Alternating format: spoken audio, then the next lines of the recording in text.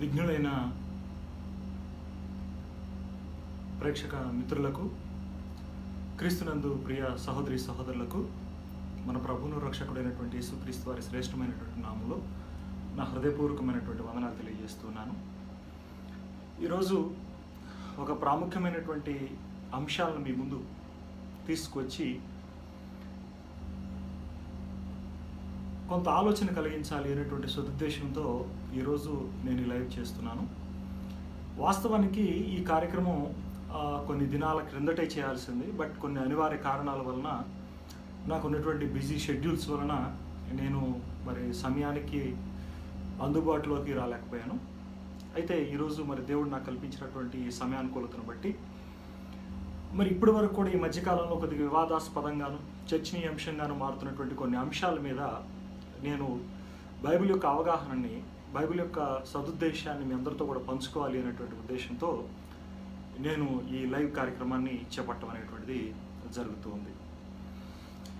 ముఖ్యంగా మాట్లాడుకోవాల్సి వస్తే ఈ మధ్య కావాలని వివాదాస్పదంగా చేస్తున్నటువంటి కరుణాకర్ తీసినటువంటి షార్ట్ ఫిల్మ్ నేనే దేవుణ్ణి అంతా అబద్ధం అనేటువంటి ఒక ట్యాగ్లైన్తో రిలీజ్ అయినటువంటి ఈ యొక్క షార్ట్ ఫిల్మ్ ఏదైతే ఉందో దీన్ని ప్రస్తుతం ఏం చేస్తున్నారంటే కావాలని వివాదాస్పదమైనటువంటి అంశంగా చేస్తున్నారు. అంటే కావాలని వివాదాస్పదమైనటువంటి అంశంగా చేస్తున్నాను అని ఏ ఉద్దేశంతో అంటున్నాను అంటే దాంట్లో కూడా నేను స్పష్టత ఇస్తాను.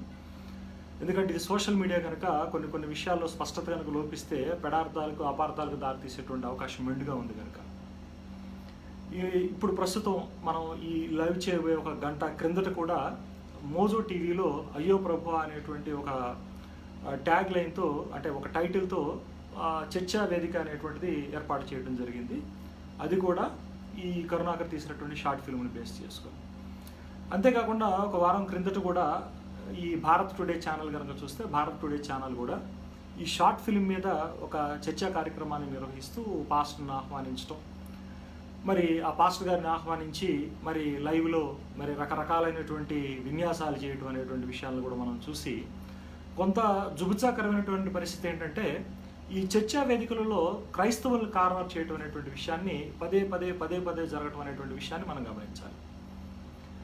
సో ఇక్కడ వీళ్ళు ఏం చేస్తున్నారు అంటే వీళ్ళ షార్ట్ ఫిల్మ్కి మద్దతును కూడగట్టుకోవడానికి గాను ఈ విషయాన్ని పదే చర్చనీయాంశంగా మలిచి వాళ్ళకి అనుకూలంగాను కొంత క్రైస్తవుల్ని వివాదాస్పదంగాను లేదంటే కొంత డైలేమాకు ఎట్టేటువంటి ఒక రకమైనటువంటి కుట్రపూరితమైనటువంటి చర్యలు అనేటువంటివి జరుగుతున్నాయి. అంతేకాకుండా మీరు ఈ లైవ్ కార్యక్రమాలను కనుక, అంటే ఈ టీవీ డిబేట్లు, మోజో టీవీ డిబేట్ కానివ్వండి, భారత్ టుడేలో జరిగినటువంటి డిబేట్ కానివ్వండి, మీరు చాలా జాగ్రత్తగా గమనిస్తే చాలా మ్యానిపులేటెడ్గా, వెల్ డెలిబరేటెడ్గా ఈ శివశక్తి సంస్థ వాళ్ళు క్రైస్తవులను కార్నర్ చేస్తున్నారు అనేటువంటి విషయం మనకి ఇట్టే బోధపడుతుంది. మీరు జరిగేటువంటి ఆ గంటన్నర చర్చా కార్యక్రమాన్ని లైవ్ కనుక మీరు వీక్షిస్తే అక్కడ వచ్చేటువంటి కాల్స్ అన్నీ కూడా కంట్రోల్డ్ కాల్స్, చాలా వరకు కూడా మీరు గమనించవచ్చు, చాలా వరకు కంట్రోల్డ్ కాల్స్. ఇవన్నీ కూడా పక్కాగా శివశక్తి సభ్యులు ఎవరైతే ఉన్నారో లేదంటే హిందూ మతోన్మాదులు ఎవరైతే ఉన్నారో పలానా సమయానికి మన లైవ్ చర్చ జరుగుతుంది, ఈ చర్చలో ఈ టయానికి కాల్ చేయండి అనేటువంటి ఒక ఉద్దేశంతో చాలా డెలిబరేట్గా వీళ్ళందరూ కూడా అప్రోచ్ అవుతున్నట్టుగా మనకు అర్థమవుతూ ఉంటుంది. వీళ్ళు వివిధమైనటువంటి అంశాలను ప్రస్తావనకు తీసుకొచ్చి వీళ్ళు ఏం చేస్తున్నారు అంటే మనల్ని డిఫెన్స్లోకి నెట్టేటువంటి ప్రయత్నం చేస్తున్నారు. ఇది అర్థం కానటువంటి కొంతమంది బోధకులు ఏం చేస్తున్నారు అంటే వీళ్ళ యొక్క ట్రాప్లో పడిపోవటం, లేకపోతే కొంత గందరగోళానికి అయోమయానికి గురి అవటం అనేటువంటిది జరుగుతుంది. అయితే నేను ఒక చిన్న ఉదాహరణ మీ ముందు ప్రస్తావన చేసి ఇది ఎంతవరకు సమంజసమో ఏమిటి అనేటువంటిది చూడండి. అబ్రహాం లింకన్, అంటే ప్రధానంగా ఇది అబ్రహాం లింకన్ గారు, అమెరికన్ ప్రెసిడెంట్ అయినటువంటి అబ్రహాం లింకన్ గారు చెప్పారు అనేటువంటి వాదన ఉంది. Okay, let it be, but it is an story, small story illustration. ఏంటంటే అబ్రహాం లింకన్ గారు ఏం చేశారంటే తన ఒక క్యాబినెట్తో ఒకరోజు కూర్చున్నప్పుడు ఆయన ఏమడిగారంటే ఒక గొర్రెకి తోక గనక కాలు అయితే మొత్తం గొర్రెకి ఎన్ని కాళ్ళు ఉంటాయి అని అడిగాడు. చాలా జాగ్రత్తగా గమనించండి. ఒక గొర్రెకి 4 కాళ్ళు మనందరూ తెలిసినటువంటి విషయమే. అయితే తోక గనక కాలు అయితే మొత్తం గొర్రెకి ఎన్ని కాళ్ళు ఉంటాయి అని అడిగారండి. సరే, అప్పుడు ఆ క్యాబినెట్లో ఉన్నటువంటి వాళ్ళు ఏం చేశారంటే కొంతమంది 5 అని సమాధానం ఇచ్చారు. దాన్ని చూసినటువంటి పక్కంటి వాళ్ళు ఏం చేశారంటే అవునండి 5 అని చెప్పి కొంతమంది సమాధానం ఇచ్చారు. అట్లా అందరూ కూడా 5 అనేటువంటి విషయాన్ని మాట్లాడారు. అయితే అప్పుడు అబ్రహాం లింకన్ గారు ఏమన్నారంటే, తోక కాలవడానికి ఎంతవరకు ఆస్కారం ఉంది, ఇది పూర్తిగా సత్య విరుద్ధమైనటువంటి ఆలోచన కదా అనేటువంటి విషయాన్ని ఆయన చెప్పారు. ఎక్కడైనా తోక కాలయ్యేటువంటి అవకాశం ఉందా? తోక కాలు అవటం అనేటువంటిది సాధ్యపడేటువంటి విషయమేనా? మరి సాధ్యపడనటువంటి విషయాన్ని తీసుకొని పదే పదే చర్చించడం మూలాన ఈ బెత్తడి తోకను కూడా కాలును చేద్దాం అనేటువంటి కుయుక్త. ఇది మనం కొద్దిగా ఆలోచించాలి. మన యొక్క విజ్ఞతకి పనిపెట్టాల్సినటువంటి, విజ్డమ్కి పనిపెట్టాల్సినటువంటి సమయం ఇక్కడ వచ్చింది. ఒక అబద్ధాన్ని ఎన్నిసార్లు చర్చించినా, ఎన్ని షార్ట్ ఫిల్ములు తీసినా అది సత్యమైపోదు. ప్రజలు మోసపోయేటువంటి అవకాశం ఉంది కనుకనే ప్రజల్లో చైతన్యం కలిగించాలి, ఒక సదవగాహన లేదా సదుద్దేశాన్ని వాళ్ళలో పెంపొందించాలి అనేటువంటి ఉద్దేశంతోనే ఈ యొక్క కార్యక్రమాన్ని నేను చేపట్టడం అనేటువంటి జరుగుతుంది. కనుక ఏ విధంగా తోక కాలు కాలేదు, అదేవిధంగా మరి ఇక్కడ ఈ షార్ట్ ఫిల్మ్లో కానివ్వండి, ఈ యొక్క హిందూ మతోన్మాదులు కానివ్వండి చేస్తున్నటువంటి వాదనలు ఏవైతే ఉన్నాయో, కొంతమంది క్రైస్తవుల్లో ఉన్నటువంటి వారు కూడా మరి కొంత అవగాహన లోపం వలన, అవగాహన రాహిత్యం వల్ల కొన్ని పదే చెప్పేటువంటి బోధలు కానివ్వండి, చేసేటువంటి పనులు కానివ్వండి కొంత అయోమయానికి, గందరగోళానికి గురి చేస్తూ ఉన్నాయి. దీని ద్వారా మరి అనేకమైనటువంటి వాదోపవాదాలకు, చర్చలకి దారితీస్తూ ఉంది. అయితే ఈ చర్చల వలన ఎలాంటి ఫలితం అనేటువంటిది ఉండదు అనేటువంటి విషయం చెప్పడానికే, అలాంటివి చర్చించాల్సినటువంటి అంశాలు కాదు అని చెప్పడానికి మాత్రమే నేను ఈ యొక్క ఉదాహరణ కానీ, ఈ యొక్క ప్రస్తావన కానీ చేస్తూ వచ్చాను. అయితే ఈ షార్ట్ ఫిల్మ్ కనుక మొత్తం గమనిస్తే నాకు అనిపించినటువంటి విషయాలు ఏంటంటే, అక్కడ మొట్టమొదటిసారిగా మనకి ఓపెన్ అవ్వగానే ఒక విషయాన్ని ప్రస్తావన చేశారు. ఏమంటాడంటే మూఢనమ్మకాలు, మత మార్పుళ్ళు అనేటువంటి ప్రస్తావన చేశాడు. మూఢనమ్మకాలు, మత మార్పుళ్ళు అనేటువంటిది సమాజానికి హానికరం అనేటువంటి విషయాన్ని ప్రస్తావన చేశాడు. అయ్యా కరుణాకర్, నాకు అర్థం కానిటువంటి విషయం ఏంటంటే 2011 రిలీజియస్ సెన్సెస్ ప్రకారం, అంటే 2011 మత ప్రాతిపదికను తీసినటువంటి జనాభా లెక్కల ప్రకారం దేశంలో క్రైస్తవుల యొక్క సంఖ్య కేవలం 2.38 అంతే. అంటే 3% కన్నా కూడా తక్కువ, 3% లోపల ఉన్నారు. అప్పటికి దేశంలో హిందువుల యొక్క సంఖ్య 80% ఉంది. ఈ 3% ఉన్నటువంటి క్రైస్తవులలో ఈ మూఢనమ్మకాలు ఈ సమాజానికి లేదా దేశానికి ఏ విధంగా ప్రమాదకరంగా ఉన్నాయి, దీని మీద మీరంతా కదిలిపోయి, లేదంటే మీరు దీని మీద అంతగా చెల్లించిపోయి బురద జమ్మేటువంటి ప్రయత్నం, లేదంటే దీన్ని ఫోర్ ఫ్రంట్లో తీసుకురావాల్సినటువంటి అవసరం ఏముందండి? 80% ఉన్నటువంటి హిందూ మతంలో ఈ దేశంలో కనుక మీరు చూసుకుంటే ఎంతమంది బాబాలు ఉన్నారు, ఎన్ని మోసాలు జరుగుతున్నాయి, ఏమిటనేటువంటిది ఎప్పుడన్నా ఆలోచించారా? అసలు ప్రొద్దున లేచిన దగ్గర నుంచి హిందుత్వంలో మూఢనమ్మకాలతోనే వాళ్ళ యొక్క గమనాలు ఉంటాయి. ప్రొద్దున్నే లేవగానే 5 గంటలకు పెట్టండి పంచాంగం, లేదంటే 6 గంటలకు పెట్టండి పంచాంగాన్ని మొదలు పెడతారు. మరి కొద్దిసేపటికి జాతకాలని మొదలు పెడతారు. ఇవన్నీ కూడా పొద్దున్న లెగిస్తే సూర్యోదయం దగ్గర నుంచి సూర్యాస్తమయం వరకు కూడా మూఢనమ్మకాలు, మత విద్వేషాలు, అపనమ్మకాలు, ఈ చాదస్తాలతో ముందుకు పోయేటువంటి వ్యవస్థే హిందూ వ్యవస్థ. మరి అలాంటి వ్యవస్థని 80% ఉన్నటువంటి వ్యవస్థలో ఉన్నటువంటి ఇంత లోపాలను వదిలిపెట్టి కేవలం 3% ఉన్నటువంటి వాళ్ళ మీద మీ అక్కస ఏంటండి? ఇది సమంజసమైనటువంటి ఆలోచన కాదు. రెండవది, అతను ఏమంటాడంటే షార్ట్ ఫిల్మ్ గురించినటువంటి ప్రస్తావన చేస్తూ దీని అంతటికి కూడా ఎవరో ఒక పాస్టర్ గారు పలానా వ్యక్తి కారణం, అతడు కనకదుర్గమ్మని దెయ్యంగా చిత్రీకరించాడు అని మాట్లాడతాడు. ఇది ఎంతవరకు సమంజసమయ్యా? నువ్వు ఆ పాస్టర్ గారు దెయ్యంగా చిత్రీకరించాడు అనేటువంటి వాదన చేసినప్పుడు నువ్వు అతన్ని సూటిగా ఎదుర్కోవాల్సింది పోయి, అతని మీద నువ్వు ఇంతవరకు సూటిగా ఒక ప్రొటెస్ట్ అనేటువంటిది నువ్వు లేకుండా నువ్వు డైరెక్ట్గా క్రైస్తవుల మీద బైబిల్ వక్రీకరిస్తూ నువ్వు చేసేటువంటి వీడియోల వలన మేము ఏమని భావించాలి? అంటే మాకు తెలియలేదనుకున్నావా, మేము విఘ్నులం కాదనుకున్నావా, లేకపోతే అది మాకు ఏమైనా కొరబడింది అనుకున్నావా? ఇది సరైనటువంటి ఆలోచన కాదు. ఇది కుట్రపూరితంగా క్రైస్తవుల మీద దెబ్బ కొడుతూ, క్రైస్తవుల్ని కార్నర్ చేస్తూ, తమ యొక్క పబ్బం గడుపుకోవడానికి శివశక్తి సంస్థ చేస్తున్నటువంటి ఇది ఒక కుట్రపూరితమైనటువంటివి మత విద్వేషాలను రెచ్చగొట్టేటువంటి ప్రక్రియ ఇది. దీనికి చాలామంది మద్దతులుగా నిలబడటం, లేకపోతే దాన్ని ప్రోత్సహించడం, ఆర్థికంగా విరాళాలు ఇవ్వటం అనేటువంటిది ఇది నిజంగా ఒక ఉన్మాదాన్ని ప్రోత్సహించడం అనేటువంటిది దేశంలో. కనుక ఈ విషయాన్ని మనం మర్చిపోకూడదు. నువ్వు నిజంగా కనకదుర్గ భక్తుడు అయితే నువ్వు ఇప్పటి వరకు పెట్టినటువంటి వీడియోల్లో ఎన్నిసార్లు కనకదుర్గ మహిమను గురించి చెప్పుకొచ్చావు? ఎన్నిసార్లు కనకదుర్గ మీద ఒక వీడియో చేశావు నువ్వు? ఇది నువ్వు సమాధానం చెప్పాలి. ప్రజల్ని మోసం చేయటం అనేటువంటిది అంత సులువైనటువంటి పద్ధతి కాదు. రెండో విషయం ఏంటంటే, మీరు కనుక చాలా జాగ్రత్తగా ఆ వీడియోని కనుక మీరు గమనిస్తే, ఆ బెల్లంకొండ ప్రవీణ్ కుమార్ గారు ఏదైతే అక్కడ స్వస్థత చేస్తున్నారు, అంటే నేను ఒక విషయం చెప్తున్నాను, దాన్ని టోటల్గా అనలైజ్ చేసి చెప్తున్నాను, కానీ అతడు చేస్తున్నటువంటి దాన్ని నేను సమర్థిస్తున్నాను లేదా నేను అంగీకరిస్తున్నాను అనేటువంటి ఉద్దేశంతో నేను మాట్లాడతలేదు ఇక్కడ. I have a different opinion on the subject. So అయితే పాయింట్ ఏంటంటే, ఇక్కడ అక్కడ వాళ్ళ జరుగుతున్నటువంటి రెగ్యులర్ డ్రిల్లో భాగంగా అక్కడ ఏం జరుగుతుంది? స్వస్థత కార్యక్రమాలు జరుగుతున్నాయి ఆ సభలో. ఆ జరుగుతున్నటువంటి దానిలో భాగంగా అక్కడ ఏం జరుగుతుంది? అక్కడ పరంపరగా ఈ యొక్క దెయ్యాలు లేదంటే ఈ ఈ ఈ దురాత్మల పీడితులు ఎవరైతే ఉన్నారో వాళ్ళ యొక్క పరంపరలో అందరూ వస్తూ ఉన్నారు. సేమ్ సీక్వెన్స్లోనే అక్కడ ఒక స్త్రీ కూడా రావడం జరిగింది. ఏ దురాత్మ నేను పట్టుకుంది అని ఇతను ప్రశ్నించగానే ఆమె చెప్పినటువంటి సమాధానం ఏంటంటే, నేను విజయవాడ కనకదుర్గని అని చెప్పింది. ఇతడు కనకదుర్గమని, లేకపోతే విజయవాడ కనకదుర్గ ఎవరైతే ఉన్నారో ఆవిడ్ని కార్నర్ చేసినట్టుగా కానీ, ఆమెను దెయ్యంగా చిత్రీకరించి కార్నర్ చేసినటువంటి కానీ వీడియో కాదు అది. దానిని నువ్వు వక్రీకరించి క్రైస్తవుల మీద బురద జల్లుతూ బైబిల్లో ఉన్నటువంటి లేఖన భాగాలను వక్రీకరిస్తూ నీ యొక్క పబ్బాన్ని గడుపుకుంటూ నువ్వు ఒక విన్యాసాలు చేస్తున్నావు అంటే ఏమనాలయా నిన్ను? మీరు కావలిస్తే ఒకసారి నేను చెప్పినటువంటి విషయాన్ని మళ్ళీ వీడియోని పునఃపరిశీలన చేయండి విఘ్నులైనటువంటి ప్రేక్షకులు.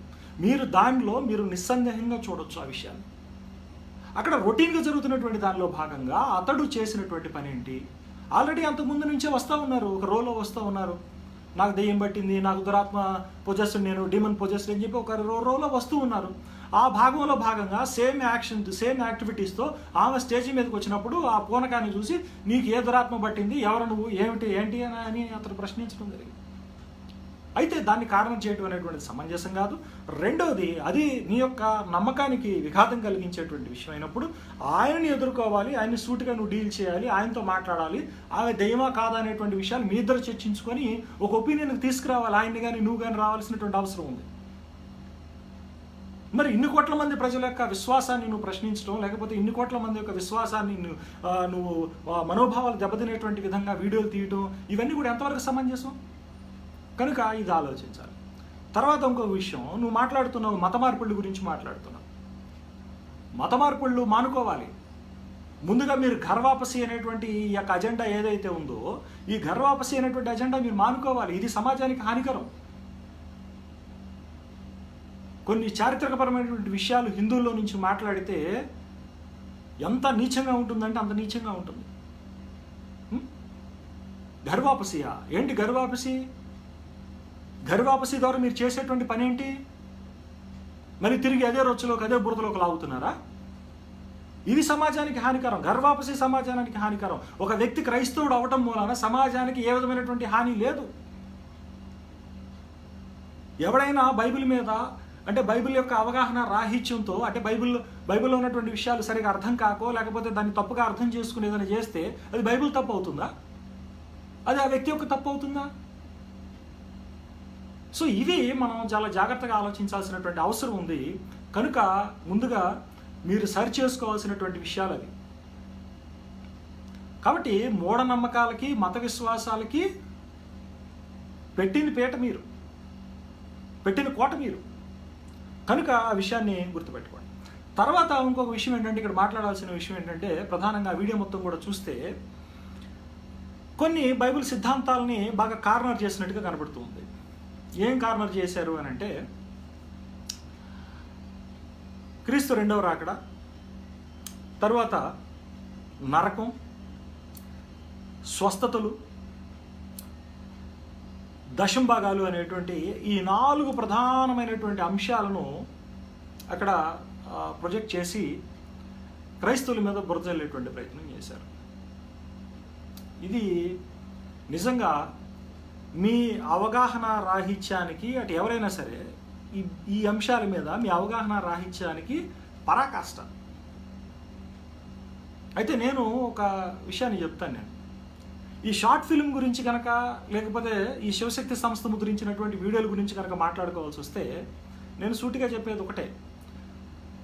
బీయింగ్ ఎ బైబిల్ టీచర్ నేను చెప్పేటువంటి విషయం ఏంటంటే, నా శ్రోతలకి, నా యొక్క స్టూడెంట్స్కి నేనేం చెప్తానంటే, ఈ కరుణాకర్ పుస్తకాలు కానీ, లేకపోతే ఎవరైనా ఇతర విమర్శకుల పుస్తకాలు కానీ, అంటే బైబిల్ వ్యతిరేకంగా, బైబిల్లో తప్పులు ఉన్నాయని ఎవరైతే రాస్తూ ఉన్నారో, బైబిల్కి వ్యతిరేకంగా ఎవరైతే వీడియోలు తీస్తూ ఉన్నారో, ప్రత్యేకించి ఈ శివశక్తి సమస్య ఏదైతే ఉందో, ఆ చేస్తున్నటువంటి వీడియోలు, చేస్తున్నటువంటి ప్రచురణ చేస్తున్నటువంటి పుస్తకాలు ఏవైతేనో, it is a good example how not to interpret the Bible.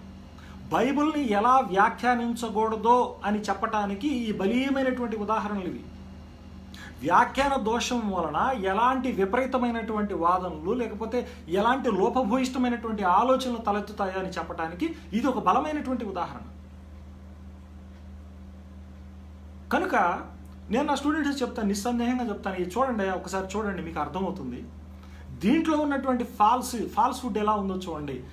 Lack of proper interpretation. మీరు సరైనటువంటి వ్యాఖ్యాన నియమాలు వినియోగించకపోవటం మూలాన, సరైనటువంటి రీతిలో గ్రంథాన్ని చదవకపోవటం మూలాన, గ్రంథాన్ని అపార్థం చేసుకోవటం మూలాన ఎలాంటి ప్రశ్నలు తలెత్తుతున్నాయో అని చెప్పడానికి ఇదే బలమైనటువంటి ఉదాహరణ.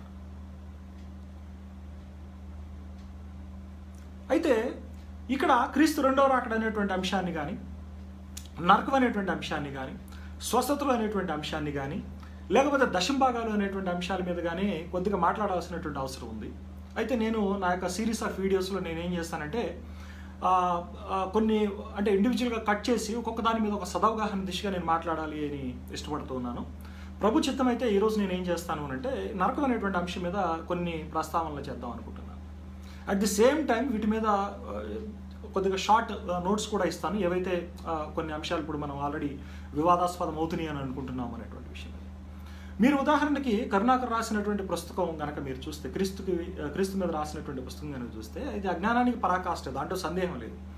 అయితే దాంట్లో ఒక విషయాన్ని కనుక మీరు గమనిస్తే, హాఫ్ ఆఫ్ ది చాప్టర్స్ అంటే ఉన్నటువంటి అధ్యాయాల్లో సగం నుంచి కనుక మీరు చూస్తే, వాళ్ళ యొక్క వాదన అంతా కూడా రెండవ రాకడ అనేటువంటి అంశాన్ని ఆధారం చేసుకుని ఉంటుందండి.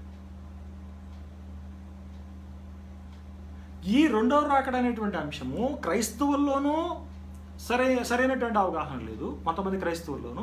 అదేవిధంగా హిందువుల్లో చూస్తే అంతకన్నా అవగాహన రాహిత్యం వాళ్ళకి.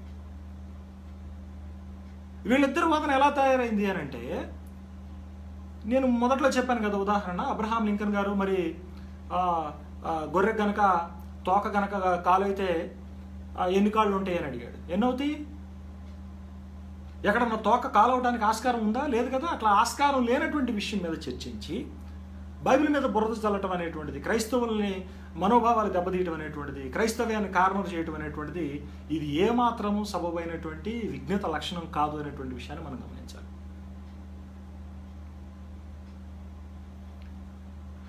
మేము ఎప్పటి నుంచో నేను చాలా స్పష్టంగా మాట్లాడుతున్నాం, చాలా స్పష్టంగా చెప్తూ ఉన్నటువంటి విషయం. నేను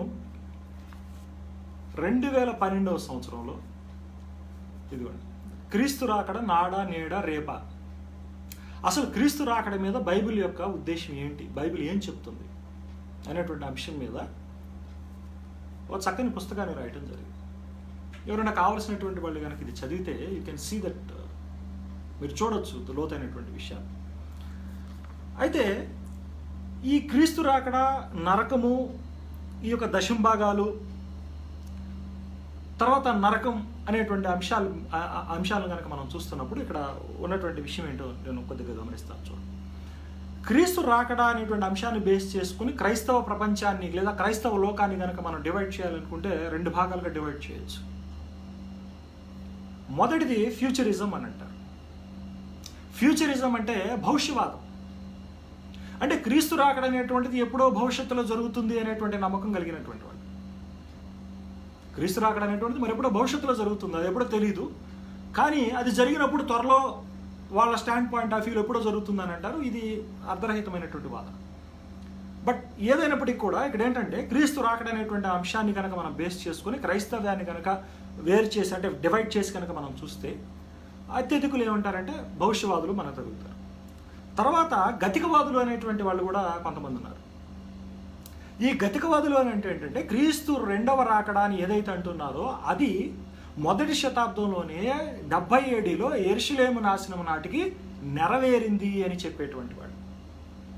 నేను కూడా వ్యక్తిగతంగా గతికవాద భావజాలాన్ని నమ్ముతాను, గతికవాద భావజాలాన్ని ప్రోద్బలపరుస్తాను నేను దేశంలో. కాబట్టి ఈ వివాదాస్పదమవుతున్నటువంటి అంశాలు ఎవరైతే ఉన్నాయో దాని మీద సదవగాహన లేనటువంటి వాళ్ళు మర్దన పడుతున్నారు. మా గతికవాదులకి ఇది ఎట్టి పరిస్థితుల్లోనూ ఇబ్బంది కాదు ఇది.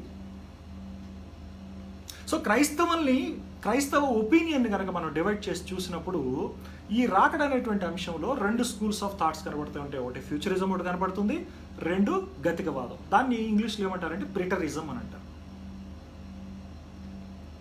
సో ప్రిటరిజం పొజిషన్ అనేటువంటిది ఉంది. So there are some finest scholarship and finest men who are promoting or educating the 70 AD. అంటే యెరూషలేము నాశనం అనేటువంటిది క్రీస్తు శకం 70లో జరిగింది. ఆ 70 ADలో జరిగినటువంటి యెరూషలేము నాశనం ఏదైతే ఉందో అదే క్రీస్తు రాకడా, అదే క్రీస్తు వారు చెప్పినటువంటి విషయము, అదే మత్తయి సువార్త 24వ అధ్యాయంలోను, లూకా సువార్త 21వ అధ్యాయంలోను, మార్కు సువార్త 13లోను యేసుక్రీస్తు వారు స్థూలంగా చర్చించినటువంటి విషయం. దీని మీద సదావగాహన మీకు కావాలి అని అంటే ఈ యొక్క పొజిషన్ కావాలి అనుకున్నటువంటి వాళ్ళు ఎవరికన్నా నాకు రాస్తే, నన్ను అప్రోచ్ అయితే నేను ఈ పుస్తకం పంపిస్తాను, మీరు చూడండి. మీరు ఏమన్నా చర్చించాలి దీని మీద అనుకుంటే మనం వ్యక్తిగతంగా చర్చించుకుందాం, దీని మీద ఒక సదావగాహన తీసుకొచ్చేటువంటి దిశగా ప్రయత్నం చేద్దాం. తర్వాత అంశం ఏంటంటే బైబిల్లో పదే పదే ఈ స్వస్థతలు అనేటువంటి విషయాన్ని తీసుకొస్తున్నారు. మీరు స్వస్థతల్లో కూడా మీరు కనుక గమనిస్తే క్రైస్తవులందరూ కూడా ఈ యొక్క స్టేజ్ మీద జరుగుతున్నటువంటి స్వస్థతలు లేదంటే ఈ పరిశుద్ధాత్మ వరాల్లో భాగమైనటువంటి స్వస్థతలు ఏవైతే ఉన్నాయో వీటిని నమ్మరు. ఈ స్వస్థతలు అనేటువంటిది మొదటి శతాబ్దానికి సంబంధించినటువంటి ఫినామినా అని చెప్పి నమ్మేటువంటి వాళ్ళు చాలామంది ఉన్నారు. ఫర్ ఎగ్జాంపుల్ మేమే క్రీస్తు సంఘస్థులు ఎవరైతే ఉన్నామో, మేము క్రీస్తు సంఘస్థుల్లో ఉన్నటువంటి వాళ్ళము కేవలము పెంటెకోస్టల్ బ్యాక్గ్రౌండ్ ఉన్నటువంటి వాళ్ళు మాత్రమే, ఈ చరిస్మాటిక్ గ్రూప్తో అఫిలియేట్ అయి ఉన్నటువంటి వాళ్ళు మాత్రమే, వీళ్ళు మాత్రమే ఈ యొక్క స్వస్థతలు అనేటువంటివి మొదటి శతాబ్దంలో ప్రారంభమై ఇప్పటికీ కూడా కొనసాగుతున్నాయి అనేటువంటి నమ్మకాన్ని కలిగి ఉన్నటువంటి వాళ్ళు. కనుక ఇక్కడ క్రైస్తవుల్లో మెజారిటీ ఒపీనియన్ ఏంటి, లీస్ట్ ఒపీనియన్ ఏంటి, వీటన్నిటికన్నా ముఖ్యంగా బైబిల్ యొక్క ఒపీనియన్ ఏంటి అనేటువంటిది మనం పరిశీలించాలి. ఇలా పరిశీలించకుండా ఒక అబద్ధాన్ని వేదిక మీదకి తీసుకొచ్చి ఒక అబద్ధాన్ని శిఖరాగ్రం మీద చర్చించడం అనేటువంటిది ఇది నిరుపయోగమైనటువంటి అంశం. బైబిల్ బోధకులు దాచిపెడుతున్నారు అనేటువంటి వాదన చేస్తున్నారు. బైబిల్ బోధకులు దాచిపెడుతున్నారా? ఇరువురు కూడా అవగాహన రాహిత్యంగానే మాట్లాడుతున్నారు అనేటువంటిది నా యొక్క అభిప్రాయం.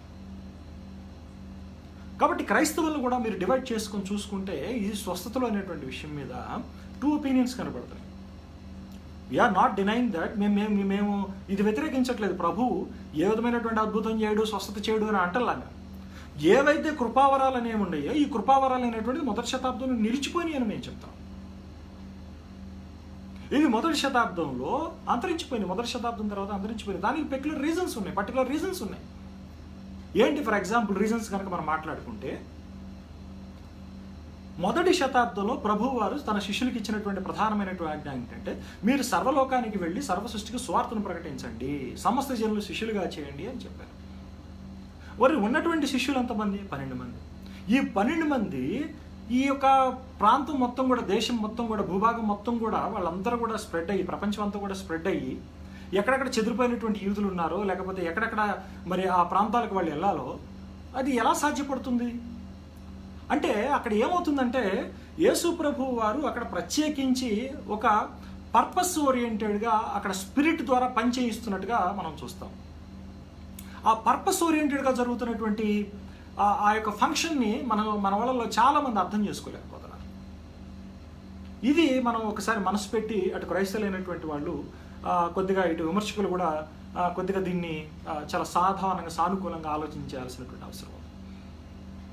సో అప్పుడు వాళ్ళు మొదటి శతాబ్దంలో అప్పుడు ఉన్నటువంటి పరిస్థితుల దృష్ట్యా వాళ్ళ ప్రపంచం మొత్తం కూడా స్ప్రెడ్ అయ్యి ఈ క్రీస్తుల గురించి, ఈ మెస్సయ్య యొక్క ఆగమనం గురించి దేవుని రాజ్యం గురించి ఈ సువర్తమానాన్ని మొత్తం కూడా చేరవేయాలి అనుకున్నప్పుడు అది ఎలా సాధ్యపడేది? వాళ్ళకి ప్రచార మాధ్యమం ఏముంది అని కనుక మనం ఆలోచన చేస్తే, ఇప్పటిలాగా మనకి మీడియా లేదు, ఇప్పటిలాగా సోషల్ మీడియా లేదు, ఇప్పటిలాగా పేపర్లు లేవు మనకి. మరి అప్పుడు రోజుల్లో ఎలా దాన్ని అడ్వర్టైజ్ చేశారు, ఏ విధంగా దాన్ని సులభంగా ప్రజల్లోనికి తీసుకెళ్ళగలిగారు అని కనుక మనం ఆలోచన చేస్తే, దేవుడు పరిశుద్ధాత్మ ద్వారా చేయించినటువంటి క్రియల ద్వారా, కార్యక్రమాల ద్వారా ఇది సాధ్యపడింది. ఒక అద్భుతం జరిగింది, ఒక స్వస్థత జరిగింది. దాని వెనువెంటనే ఏం జరిగింది అనేటువంటి విషయాల్ని మీరు బైబిల్లో గమనించండి, సువార్తల్లో గమనించండి, మీకు కనువిప్పు కలుగుతుంది. అక్కడ చాలా స్పష్టంగా అక్కడ క్రీస్తుని గురించినటువంటి ఒక ఐడెంటిటీ అనేటువంటిది రివీల్ అవ్వటం అనేటువంటిది, అందరూ కూడా ఆయన్ని ఫాలో అవటం, ఒబే అవటం అనేటువంటిది అక్కడ జరిగినట్టుగా మనం చూస్తాం. కనుక మనం చాలా జాగ్రత్తగా గమనించాలి ఇక్కడ. అంతేకాకుండా ఒక స్వస్థత జరిగిన తర్వాత స్వస్థత జరిగినటువంటి వాడు అలాగే ఉంటాడా?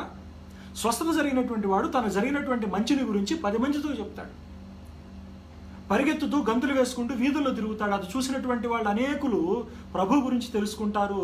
ఇక్కడ దేవుని యొక్క శక్తి అనేటువంటిది పనిచేస్తూ ప్రభు వైపు, వారిని మెస్సయ్య వైపు ఆకర్షింపజేస్తూ ఉంటుంది. దేవుని రాజ్యంలోనికి ప్రవేశించేలాగా వారిని పురుకొల్పుతూ ఉంటుంది. దేవునికి దగ్గరయ్యేటువంటి విధంగా వారిని పురుగొల్పుతూ ఉంటుంది. ఈ విధంగా మొదటి శతాబ్దంలో స్వస్థతలు ఏవైతే ఉన్నాయో, భాషలు ఏవైతే ఉన్నాయో, ఒక మాటలో చెప్పాలంటే కృపావరాలు ఏవైతే ఉన్నాయో, ఇవన్నీ కూడా అసిస్ట్ చేసినట్టుగా మనం చూడవచ్చు. అయితే దీన్ని ఎక్స్క్లూజివ్గా ఓన్లీ చెరిస్మాటిక్ ఆర్ పెంటెకాస్టల్ మూవ్మెంట్లో ఉన్నటువంటి వాళ్ళు మాత్రమే దీన్ని కొనసాగిస్తూ ఉంటారు. ఈ చెరిస్మాటిక్ మూవ్మెంట్ కనుక చూస్తే ఇట్ ఈస్ అరౌండ్ 1960s, 1960 సంవత్సరంలో ఇది ప్రారంభమైంది. అప్పటి నుంచి కూడా ఈ పెంటెకాస్టల్ రివైవలిజం జరుగుతూ, ఈ చెరిస్మాటిక్ మూవ్మెంట్ ఇవన్నీ జరుగుతూ ఈ బాగా ఎక్కువగా ప్రజాదరణలో, ఎక్కువగా వాడుకలోకి వెళ్ళటం అనేటువంటి జరిగింది. కాబట్టి ఒక విమర్శను ఎదుర్కోవాల్సినటువంటి పరిస్థితుల్లో మా యొక్క అభిప్రాయాలు అనేటువంటివి లేవు.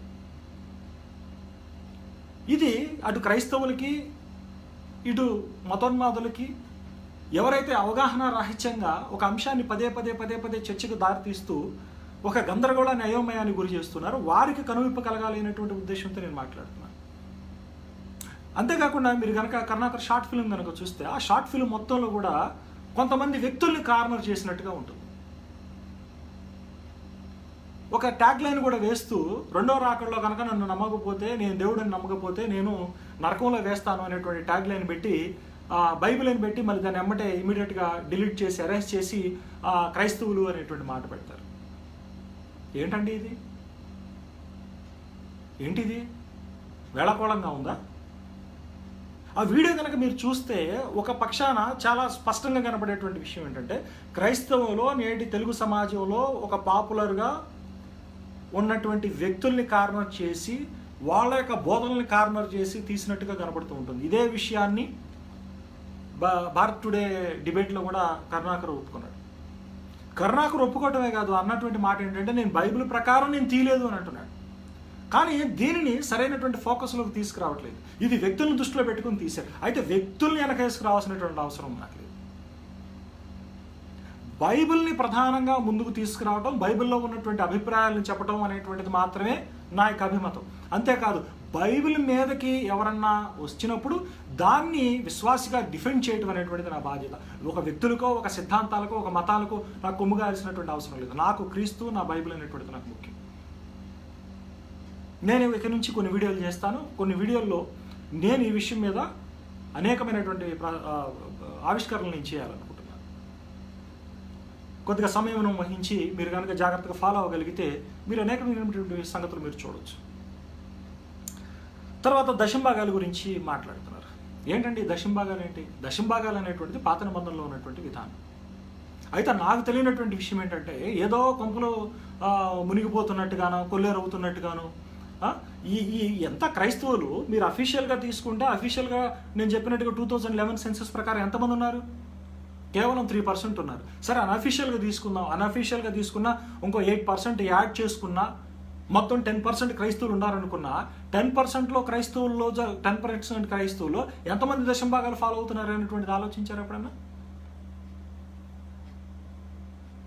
దశంభాగాలు అనేటువంటి దాంట్లో కూడా రెండు అభిప్రాయాలు చాలా స్పష్టంగా మనకు కనబడుతూ ఉంటాయి. కొన్ని రిఫార్మ్డ్ సర్కిల్స్లో దశంభాగాలు అనేటువంటిది ఉండదు. ఈ విస్తారంగా తాము అభివృద్ధి పొందిన కొలది వాళ్ళు ప్రభు సేవ నిమిత్తము దేవుని యొక్క రాజ్య విస్తీర్ణ కోసం వాళ్ళు తమ వంతు ప్రయాసగా సంఘంలో జరగాల్సినటువంటి మేలైనటువంటి కార్యక్రమాల నిమిత్తం వాళ్ళు తమ హృదయ శుద్ధితో హృదయపూర్వకంగా వాళ్ళు ఇస్తారు.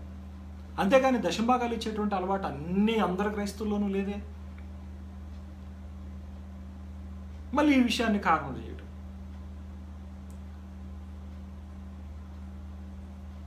తర్వాత నరకం అనేటువంటి విషయం.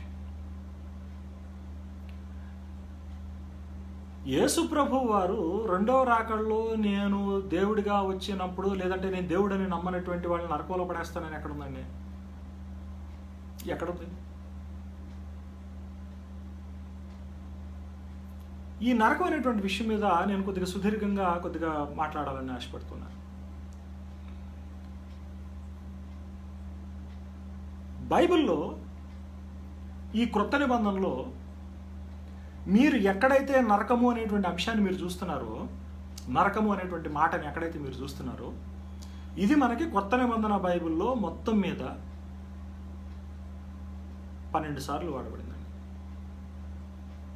ఎస్పెషల్గా కింగ్ జేమ్స్ వర్షన్ కనుక మనం దృష్టిలో పెట్టుకుంటే నరకము అనేటువంటి మాట ఏదైతే వాడబడిందో, హెల్ అన్నారు ఇంగ్లీష్లో దాన్ని, ఆ హెల్ అనేటువంటి మాట మనకి క్రొత్త నిబంధన మొత్తం మీద 12 సార్లు కనబడుతుంది. అక్కడ 12 సార్లు కూడా గ్రీక్లో గిహన్నా అనేటువంటి పదం వాడబడింది. గిహన్నా అనేటువంటి పదం. అయితే it is an absolute wrong translation hell అనేటువంటిది. అక్కడ నరకము అనేటువంటి మాట అనేటువంటిది తప్పుగా ట్రాన్స్లేషన్. ఈ తప్పుగా ట్రాన్స్లేషన్ అనేటువంటి ప్రధానంగా మనకి ఇంగ్లీష్ బైబిల్లో 1611 కింగ్ జేమ్స్ వర్షన్లోనే మనకు కనబడుతుంది. తర్వాత వచ్చినటువంటి వర్షన్స్లో ఎవ్వరూ కూడా ఆ పదాన్ని హెల్ అని ట్రాన్స్లేట్ చేయలేదు. మోస్ట్ ఆఫ్ ది ట్రాన్స్లేషన్స్ ఏవైతే ఉన్నాయో ఆ ట్రాన్స్లేషన్స్ అన్నీ కూడా అక్కడ గిహన్నా అనేటువంటి పదాన్ని సబ్స్టిట్యూట్ చేసిన తర్వాత. ఎందుకు అని అంటే గిహన్నా అనేటువంటిది నరకం కాదు. గి అంటే లోయ అని అర్థం. హిన్నోమ్ అంటే హిన్నోమ్ అనేటువంటి వ్యక్తి యొక్క స్వాధ్యతం లేదా అతని యొక్క ప్రాపర్టీ అని దాని అర్థం. అంటే గిహన్నా అంటే హిన్నోము అనేటువంటి వ్యక్తి యొక్క లోయ అని దాని యొక్క అర్థం. ఇది మొట్టమొదటిసారిగా మనకి ఎక్కడ కనబడుతుందంటే హీబ్రూ బైబిల్లో, అంటే పాత నిబంధనలో యెహోషువ గ్రంథము 15వ అధ్యాయం 8వ వచనంలోను, 18వ అధ్యాయము 16వ వాక్య భాగంలోనూ మనకు కనబడుతుంది. యెహోషువ గ్రంథము అక్కడ ఏం జరుగుతుందంటే ట్రైబల్ బౌండరీస్ అనేటువంటిది నిర్ధారించబడుతూ ఉన్నాయి. అంటే ఈ ఇజ్రాయిల్ ఐగుప్తు దాస్యంలో నుంచి వాళ్ళు బయటకు వచ్చిన తర్వాత ఈ అరణ్య మార్గం గుండా ప్రయాణం చేసి కానాన్ను స్వతంత్రించుకుంటున్నారు. ఈ కానాన్ని స్వతంత్రించుకున్న తర్వాత మోషే తదనంతరం నాయకుడైనటువంటి యెహోషువ వాళ్ళకేం చేస్తున్నారు అంటే ఆ భూభాగాన్ని పంచిస్తున్నాడు. ఆ పంచిచ్చేటప్పుడు ప్రత్యేకంగా యూదా గోత్రానికి సంబంధించి, బెన్యామీను గోత్రానికి సంబంధించి వాళ్ళ యొక్క హద్దుల్ని నిర్ధారణ చేసేటప్పుడు, వాళ్ళ యొక్క హద్దుల్ని, పొలిమేరల్ని నిర్దేశించేటప్పుడు మరి వాళ్ళతో పాటుగా బౌండరీస్లో వచ్చేటువంటి ప్రస్తావన, యేసోపు కుమారుల యొక్క ప్రస్తావన కూడా వస్తుంది. ఆ టైం పీరియడ్లో ఈ యొక్క యూదా గోత్ర స్వాస్థ్యంగా వచ్చినటువంటి భూభాగానికి దక్షిణం వైపుగా ఉన్నటువంటి భూభాగమే ఈ హిన్నోము అనేటువంటి వ్యక్తి యొక్క లోయ. దాన్ని ఏమన్నారంటే చాలా మీరు చక్కగా చూడొచ్చు. నేను వాక్యాన్ని కూడా నేను చదివి వినిపిస్తాను, చూడండి ఒకసారి. యెహోషువ గ్రంథము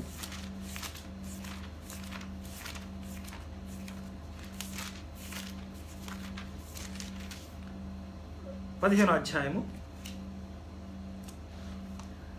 8వ వచనం. ఆ సరిహద్దు పడమట బెన్ హిన్నోము లోయ మార్గమునగా దక్షిణ దిక్కున యెబూసీయుల దేశం వరకు, అనగా యెరూషలేము వరకు నెక్కెను. ఆ సరిహద్దు పడమటనున్న హిన్నోము లోయకు ఎదురుగానున్న కొండ నడికొప్పు వరకు వ్యాపించెను. అది ఉత్తర దిక్కున రఫామీల లోయ తుదనున్నది. సో ఓల్డ్ టెస్టమెంట్లో it is very clear and it is evident that అది ఏదైతే ఉందో అది ఏమిటి అంటే అది లోయ. అది హిన్నోము అనేటువంటి వ్యక్తి యొక్క లోయ. అది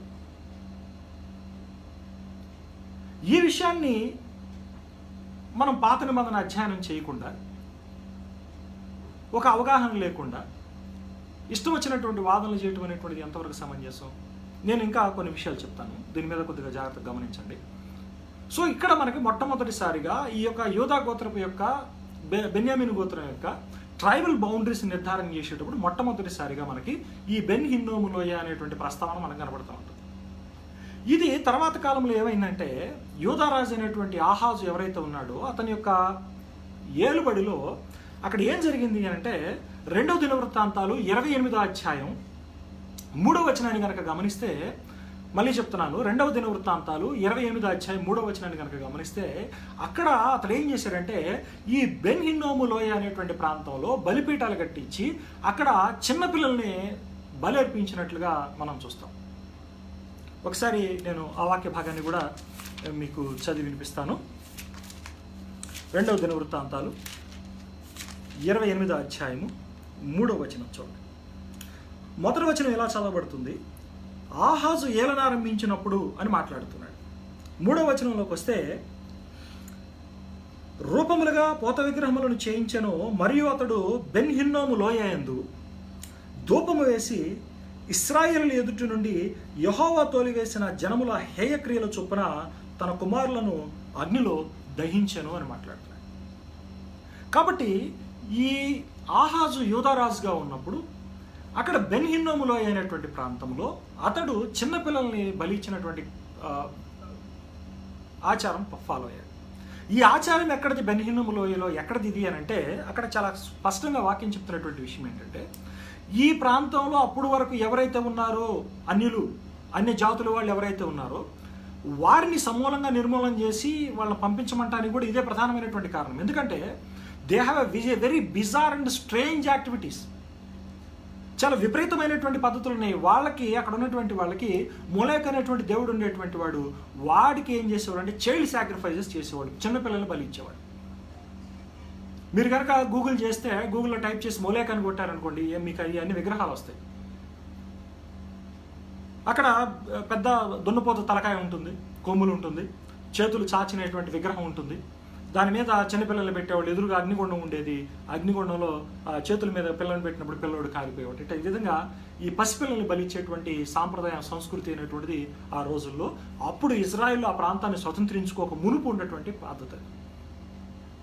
అందుకనే దేవుడు అక్కడ వారికి చాలా స్పష్టంగా చెప్పినటువంటి విషయం ఏంటంటే, అలాంటి నీచ సంస్కృతి, పిల్లల్ని బలిచ్చేటువంటి అలాంటి నీచమైనటువంటి ఆచార వ్యవహారాలు మీరు జోలికి పోకుండా ఉండటం కోసం వాటిని ధ్వంసం చేయమన్నాడు, వాటిని సమూలంగా నిర్మూలించమన్నాడు. దాన్ని తీసేసి ఇప్పుడు వీళ్ళు ఏం చేస్తున్నారు అంటే, మీ క్రైస్తవులందరూ కూడా మా విగ్రహాలను పగలగొట్టమన్నారు అనేటువంటి ఒక వక్రీకరమైనటువంటి దృక్పథాన్ని చేస్తున్నారు. మేము క్రైస్తవులైనటువంటి వాళ్ళ విగ్రహారాధన చెయ్యం. మేము విగ్రహారాధన చేయమనంటానికి we have a very found reasons. అయితే మీ యొక్క వేదాల్లో కూడా విగ్రహారాధన చేయకూడదు అనేటువంటి విషయాలు ఉన్నప్పటికీ కూడా మీరు ఇష్టానుసారంగా తర్వాత విగ్రహారాధన చేయొచ్చని, విగ్రహాన్ని ప్రతిష్ఠించిన తర్వాత దాంట్లో దేవుణ్ణి ఆవాహనం చేస్తారని ఏదో పిట్టకథలు మీరు రాసుకున్నారు. పిట్టకథలు రాసుకొని ఒక చోటేమో ఒక చోటేమో విగ్రహారాధన చేయకూడదని ఉంటుంది, ఇంకో చోటకు వచ్చేసరికి విగ్రహాలని పవిత్రం చేస్తాను ఉంటుంది. మీరు అంతగా పవిత్రం చేసేవాళ్ళు అయితే దళితులు శుద్ధీకరించి ఎప్పుడో దళితుల్ని మీరు బ్రాహ్మణులుగా చేయపోయారా? ఇవి కుదరవు. కానీ విగ్రహాలను దేవుళ్ళు మారుస్తారు మీరు. కానీ మనుషులు మాత్రం అదములు అని చెప్పి చాతుర్వర్ణ వ్యవస్థ పెట్టి కిందకి పెట్టి తొక్కుతారు మీరు. ఇదేం సంస్కృతయా? ఇదేం ఆలోచన ఏమిది? సరే చూద్దాం.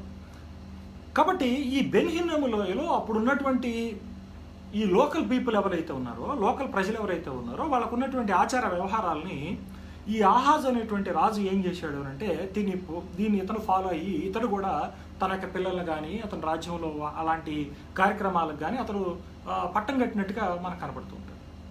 అయితే దీన్ని ఏం జరిగిందంటే జోషియా టైం పీరియడ్లో, అంటే యూదారాజు అయినటువంటి జోషియా కాలంలో 2వ రాజుల గ్రంథం 23వ అధ్యాయం 10వ వచనాన్ని కనుక మనం గమనిస్తే, అంటే 2వ రాజుల గ్రంథం 23వ అధ్యాయం చూడండి, అదేవిధంగా 2వ దినవృత్తాంతాలు 24వ అధ్యాయం కూడా మీరు చూస్తే అక్కడ ఈ జోషియా అనేటువంటి రాజు at the very young age 8 ఏళ్ళకి అతడు రాజయ్యాడు. అతడు ఏం చేశారంటే ఇటు యూదాలోను యెరూషలేములోను గొప్ప ప్రక్షాళన తీసుకొచ్చాడు. ఈ ప్రక్షాళన తీసుకొచ్చి అతడు ఏం చేశాడంటే ఎక్కడెక్కడైతే ఈ బలిపీఠాలు, ఎక్కడెక్కడైతే ఈ దీనికి సంబంధించినటువంటి ప్రాక్టీసెస్ ఉన్నాయో, ఆచార వ్యవహారాలు ఉన్నాయో, వీటన్నిటిని కూడా సమూలంగా నిర్మూలన చేశాడు. అంతేకాకుండా వాటి యాజకుల యొక్క శైల్యములను, అంటే వాళ్ళ యొక్క రిమైన్స్ ఏవైతే ఉన్నాయో వాళ్ళ యొక్క సమాధులు తవ్వి ఆ అవశేషాలను తీసి ఆ బలిపీఠాల మీదకి విరజిమ్మి పూర్తిగా అపవిత్రం చేసి రెండోసారి పనికి రాకుండా చేసి వాటిని తగులుపెట్టి నాశనం చేసేసాడు. అప్పటి నుంచి కూడా ఈ యెరూషలేముకు దక్షిణ భాగంలో ఉన్నటువంటి బెన్ హిన్నోము లోయ అనేటువంటి ప్రాంతం ఏదైతే ఉందో, ఆ వ్యాలీ ఏదైతే ఉందో, ఈ వ్యాలీ అనేటువంటిది పాడుగా విడవబడి క్రమేపీ ఏమైపోయిందంటే యెరూషలేముకి డంప్ ప్లేస్గా తయారైంది. యెరూషలేముకి డంప్ ప్లేస్గా తయారవటం అంటే ఏంటి? ఏ విధంగా ఇప్పుడు మన దగ్గర ప్రాంతాల్లో మనం చూస్తాం, మా ప్రాంతంలో కానివ్వండి, గుంటూరు కానీ మీరు ఇట్లా చూస్తే ప్రతి ఊరికి ఊరి పొలిమేరల్లోనో, ఊరి స్టార్టింగ్లోనో, చివరి భాగంలోనూ పొలిమేరలోనో ఏం చేస్తారంటే మున్సిపాలిటీ వాళ్ళు వచ్చినటువంటి చెత్త అంతా తీసుకొచ్చి అక్కడ డంప్ చేస్తారు. ఈ డంప్ చేసిన దాన్ని ఏం చేసేవాళ్ళు తగలబెడతారు. అవి రోజు కాలుతూ ఉంటాయి, రోజు చెత్త తీసుకొచ్చి వేస్తూ ఉంటారు. ఈ విధంగా ఆ బెన్ హిన్నోము లోయ అనేటువంటిది ఏదైతే ఉందో అక్కడ జరిగినటువంటి ప్రాక్టీసెస్ ఏవైతే ఉన్నాయో అవి జోషియా టైం పీరియడ్లో, అంటే క్లియర్గా చెప్తున్నాను వాక్యం కూడా, 2వ రాజుల గ్రంథం 23వ అధ్యాయం చూసినప్పుడు అక్కడ అతను సమూలంగా నిర్మూలన చేసి ఆ ప్రాంతాలను పాడుగా నిర్జీవంగా చేశాడు. ఆ నిర్జీవంగా చేసి అక్కడ తగలబెట్టినటువంటి ప్రాంతం అనేటువంటిది క్రమేపీ ఆదరణకు నోచుకోక అక్కడ ఏమైపోయిందంటే చెత్త వేసేటువంటి ప్రాంతంగా తయారైంది. ఈ యెరూషలేములో వచ్చేటువంటి చెత్త అంతా కూడా తీసుకెళ్ళి ఏం చేసేవాళ్ళు అంటే ఆ యొక్క వ్యాలీలో వేసేవాళ్ళు, ఆ లోయ ప్రాంతంలో డంప్ చేసేవాళ్ళు. అంతేకాకుండా క్రిమినల్స్ ఎవరైతే ఉన్నారో, రోమా ప్రభుత్వం ద్వారా ఎవరైతే శిక్షలు అనుభవిస్తూ ఉంటారో ఆ ఎగ్జిక్యూట్ చేయబడ్డటువంటి శిక్షలన్నింటినీ కూడా, అంటే మరణ శిక్షలు విధించినప్పుడు ఆ శవాలన్నింటిని కూడా తీసుకొచ్చి ఏం చేసేవాళ్ళు అంటే ఆ అనాథ శవాలని అన్నింటిని కూడా తీసుకొచ్చి ఆ ప్లేస్లో పడేసేవాళ్ళు, లాగిడ్చి పడేసేవాళ్ళు. ఊళ్ళో కుక్కలు చచ్చిపోయినాయి, లేకపోతే జంతువులు చచ్చిపోయినాయి, వీటన్నిటిని కూడా తీసుకొచ్చి మృత కళేబరాలను కూడా అక్కడ తీసుకొచ్చి పెట్టేసేవాళ్ళు. ఓ పక్క చెత్త వేసేవాళ్ళు, దాన్ని తగలబెట్టేవాళ్ళు, ఇంకో పక్క ఈ శవాలు ఇవన్నీ కూడా మృత కళేబరాలు ఇవన్నీ కూడా తీసుకొచ్చి అక్కడ పెట్టేవాళ్ళు. సో ఏమవుతుందంటే అక్కడ క్రమేపీ ఆ ప్లేస్ అనేటువంటిది డంప్ ప్లేస్గా, చెత్త ప్లేస్గా తయారైపోయింది. శవాలు తీసుకొచ్చి పడేస్తూ ఉంటారు, వ్యర్థాలు తీసుకొచ్చి పడేస్తూ ఉంటారు. ఇక అక్కడి నుంచి పుట్టినటువంటి ఏమన్నారు ప్రోవెర్బే సామెత ఏంటంటే అగ్ని ఆరదు పురుగు చావదు అని. ఎందుకు? అక్కడ చెత్త రోజు వేస్తూ ఉంటారు, రోజు తగలబెడతా ఉంటుంది, రోజు చెత్త వేస్తూ ఉంటారు, రోజు తగలబడుతూ ఉంటుంది. మృత కళేబరాలను తీసుకొచ్చి ఆ ప్రాంతంలో తీసుకొచ్చి విడిచిపోతూ ఉంటారు. ఆ మృత కళేబరాలని అక్కడ బయట పబ్లిక్లో వదిలిపెట్టినప్పుడు మ్యాగట్స్ పడతా ఉంటాయి, కొన్ని చిన్న చిన్న పురుగులు, మ్యాగట్స్ అంటారు వాటిని. ఆ మ్యాగట్స్ అనేటువంటివి అక్కడ ఆ శవాలను పీక్కు తినడానికి దాన్ని శవాన్ని హోస్ట్గా చేసుకొని, నివాసంగా చేసుకొని ఆ పురుగులు ఏం చేస్తాయంటే అక్కడ పెరుగుతూ ఉంటాయి ఆ మాంసాన్ని తిని, ఆ మృత కళేబరాన్ని పీక్కు తింటూ. విపరీతమైనటువంటి లోకలాడే పురుగులు. సో శవాలు వస్తూ ఉంటాయి, ఈ పురుగులు రోజు పుడుతూనే ఉంటాయి. దీంట్లో నుంచి వచ్చినటువంటిదే ఈ యొక్క అలంకారప్రాయంగా వచ్చినటువంటి మాట, అగ్ని ఆరదు పురుగు చావదు. అంతేకాదు, అగ్ని గంధకాలతో మండు గుండము అనేటువంటి ఫిగరేటివ్ డిస్క్రిప్షన్ కూడా ఈ స్లోగన్ కూడా అక్కడి నుంచే వచ్చింది. ఎందుకంటే దాన్ని తగలబెట్టడం కోసం అక్కడ సల్ఫర్ వాడేవాడు. నేను చెప్పింది కనుక మీకు ఆశ్చర్యంగా ఉంటే నేను రిఫరెన్స్ ఇస్తాను. మీరు any biblical dictionary, any Greek or Hebrew డిక్షనరీలు చూసుకోండి, ఎన్సైక్లోపీడియాస్ చూసుకోండి, మీకు ఈ డిస్క్రిప్షన్ వస్తుంది. అయితే మన ఐడియాలజీ అనేటువంటిది ఏమైందంటే ఈ యొక్క అన్యుల యొక్క అభిప్రాయాల ఇన్ఫ్లుయెన్స్ అనేటువంటిది మన మీద ప్రధానంగా ఉండటం వలన మనం కూడా ఏమనుకున్నామంటే వాళ్ళ గార్బేజ్, వాళ్ళ చెత్త చెదారం అంతా తీసుకొచ్చి బైబిల్కి అన్వయించుకోవడం చూసుకున్నాం. నా దగ్గర కొంతమంది నాతో మాట్లాడినటువంటి వాళ్ళు కొన్ని అభిప్రాయాలు చెప్పినప్పుడు నాకు ఆశ్చర్యం వేసింది. కొంతమంది అంటారు బైబిల్లో పలానా మాటలు ఉన్నాయండి కనుక మేము వాటిని ఆచరిస్తున్నాము అని చెప్తూ ఉంటారు. మాటలు ఉన్నంత మాత్రాన మీరు ఆచరిస్తారా? మాటలు ఉన్నంత మాత్రాన దానికి మీకు అనుకూలమైనటువంటి నిర్వచనాన్ని మీరు ఇస్తారా? అది ఏ కోణంలో వాడబడింది, దాన్ని ఎలా మనం అర్థం చేసుకోవాలి, అక్కడ ఆ విధమైనటువంటి మాట వాడటంలో అతని యొక్క ఉద్దేశం ఏంటి అని ఆలోచించరా? మీకు అందరికి ఆశ్చర్యం అనిపించవచ్చు. ఎవరో భస్మ వైద్యం చేస్తాడంట. భస్మ వైద్యం చేసేటువంటి వ్యక్తి ఆ మాట కనపడింది అని చెప్పేసి అది బైబిల్ నిర్ధారితము, లేదంటే బైబిల్లో కూడా దాని గురించినటువంటి ప్రస్తావన ఉంది కాబట్టి ఇది అథెంటికేటెడ్ అని చెప్పేసి దాని గురించినటువంటి వైద్యం చేస్తున్నాను మాట్లాడాడు. ఇది ఎంతవరకు సమంజసం? నేను బైబిల్ వ్యాఖ్యానం ఎలా ఉండాలి, ఎలా చేయాలి వ్యాఖ్యానం అనేటువంటి దాని మీద ఇలాంటి విషయాలు కొన్ని ప్రస్తావన చేశాను. మీరు కావాల్సి వస్తే వాటిని చూడొచ్చు. అంతేకాకుండా నా నోట్స్ సెక్షన్లో, నా ఫేస్బుక్లో కనుక మీరు నోట్స్ సెక్షన్లోకి వెళ్తే పరిశుద్ధ గ్రంథాన్ని అర్థం చేసుకోవటం ఎలా అనేటువంటి ఒక ఆర్టికల్ ఉంటుంది. ఆ ఆర్టికల్లో, ఆ వ్యాసంలో బైబిల్ని చదివేటప్పుడు బైబిల్ లిటరేచర్లో ఉన్నటువంటి జనరీస్ ఏమున్నాయి, దేనికి ఎలాంటి పారామీటర్స్ వాడాలి, ఎలా అర్థం చేసుకోవాలి అనేటువంటి దానికి కొన్ని నిర్దేశకాలు, ప్రతిపాదనలు ఉన్నాయి, చూడండి. అంతేగాని ఇష్టం వచ్చిన రీతిలో ఏదో బైబిల్లో ఒక మాట కనపడింది కదా అని సిద్ధాంతీకరించుకుంటూ పోవటం, లేదా వాళ్ళకున్నటువంటి చాదస్తాన్ని, చపల చిత్తాన్ని మరి సమర్థించుకోవటం అనేటువంటిది ఇది సమంజసమైనటువంటి అభిప్రాయ ధోరణి కాదు.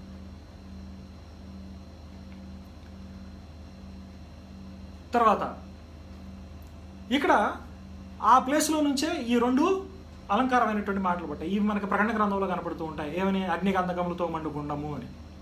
ఎందుకు ఆ ప్లేస్ అనేటువంటిది అలా డంప్ అది. అగ్ని ఆరదు, పురుగు చావదు. ఎందుకు అగ్ని ఆరదు, ఎందుకు పురుగు చావదు?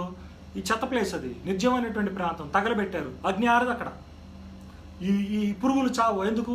శవాలను రోజు ఎగ్జిక్యూట్ చేసినటువంటి వాళ్ళందరి శవాలను తీసుకొచ్చి అక్కడ పడేసేవాడు, చనిపోయినటువంటి వాళ్ళు. అక్కడ మ్యాగెట్స్ వచ్చి పురుగులు తింటేవాడు. సో ఇది వాళ్ళకి సుపరిచితమైనటువంటి విషయం.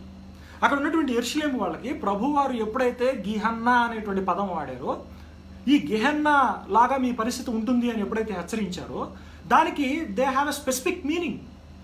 మా బ్రతుకులు కూడా మేము మెస్సైని అంగీకరించకపోతే ఈ విధంగా నిర్జీవం అవుతుంది, మేము ఈ విధంగా పాడుగా విడవబడతాము అనేటువంటి అర్థం వాళ్ళకు ఉంది.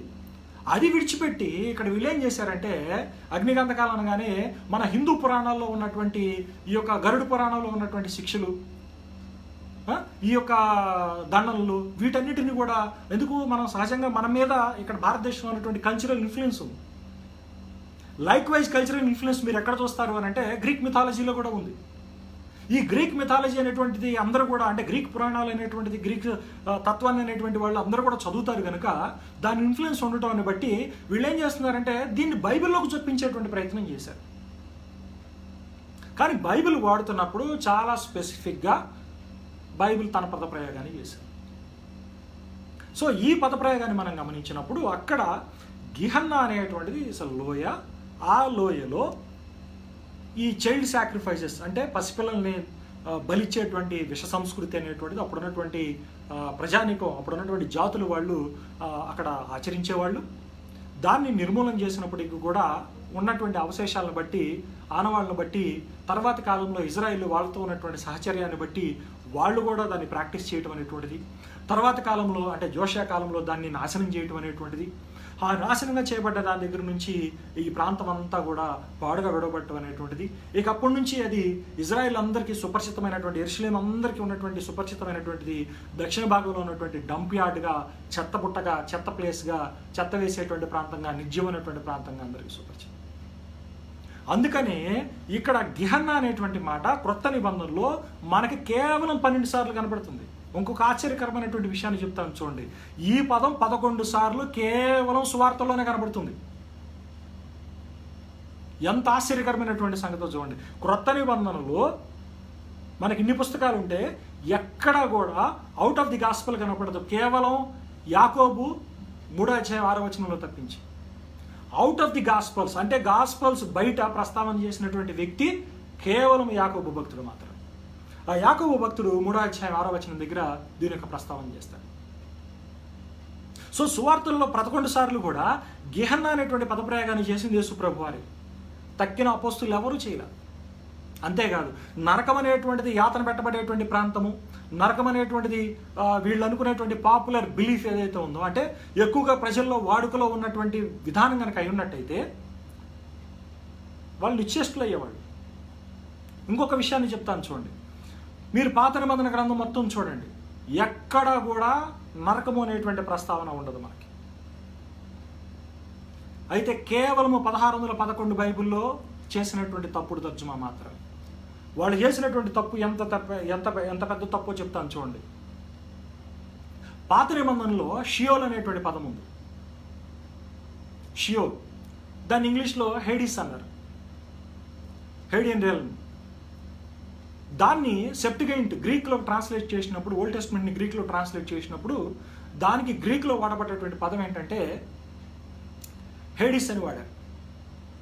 గ్రీకులో హేడిస్ అని వాడారు. హీబ్రూలోనేమో షియోల్ అంటే మనకేమో పాతాళము అని వాడారు. అసలు మీనింగ్ ఏంటి తెలుసా? హీబ్రూ కనుక మీరు కనుక లిటరల్ డిక్షనరీ కనుక చూస్తే మీనింగ్ ఏముంటుందంటే హేడీస్ అంటే అన్సీన్ వరల్డ్ అని, అదృశ్య లోకము అని. దాన్ని కూడా హెల్ అని తర్జుమా చేశారు. షియోల్ అనే దాన్ని హెల్ అని తర్జుమా చేశారు. గ్రీకులో హేడిస్ అని వాడబడిన దాన్ని హెల్ అని తర్జుమా చేశారు 1611 కింగ్ జేమ్స్ వర్షన్లో.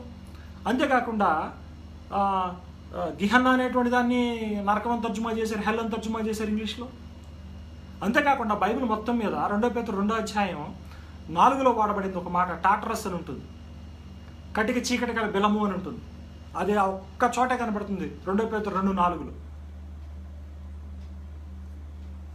చీకటి గల బిలము, దాన్ని కూడా నరకం అని తర్జుమా చేశారు, హెల్ అని తర్జుమా చేశారు ఇంగ్లీష్లో.